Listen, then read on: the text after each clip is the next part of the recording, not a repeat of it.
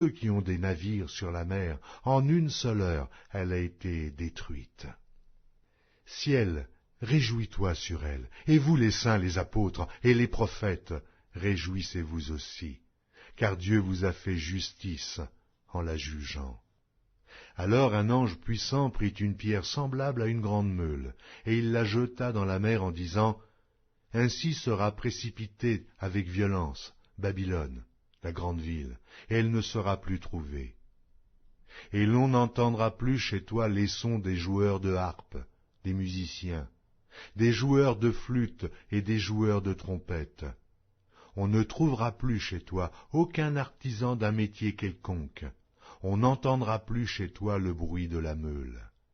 La lumière de la lampe ne brillera plus chez toi, et la voix de l'époux et de l'épouse ne sera plus entendue chez toi. Parce que tes marchands étaient les grands de la terre, parce que toutes les nations ont été séduites par tes enchantements, et parce qu'on a trouvé chez elles le sang des prophètes et des saints, et de tous ceux qui ont été égorgés sur la terre.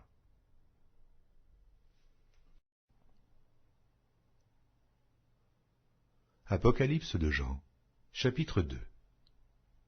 Écris à l'ange de l'église d'Éphèse. Voici ce que dit celui qui tient les 7 étoiles dans sa main droite, celui qui marche au milieu des 7 chandeliers d'or. Je connais tes œuvres, ton travail et ta persévérance.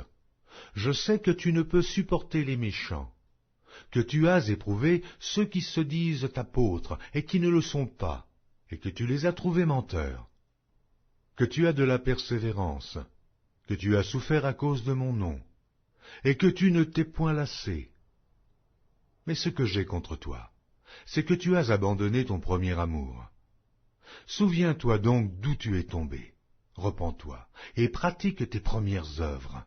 Sinon, je viendrai à toi, et j'ôterai ton chandelier de sa place, à moins que tu ne te repentes. Tu as pourtant ceci, c'est que tu hais les œuvres des Nicolaïtes, œuvres que je hais aussi.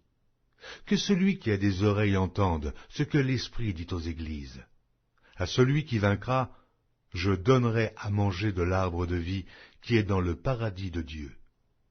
Écris à l'ange de l'église de Smyrne. Voici ce que dit le premier et le dernier, celui qui était mort et qui est revenu à la vie.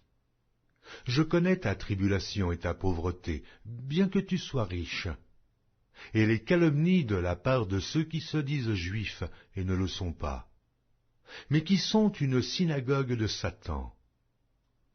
Ne crains pas ce que tu vas souffrir.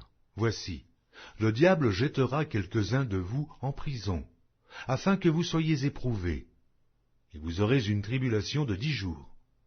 Sois fidèle jusqu'à la mort, et je te donnerai la couronne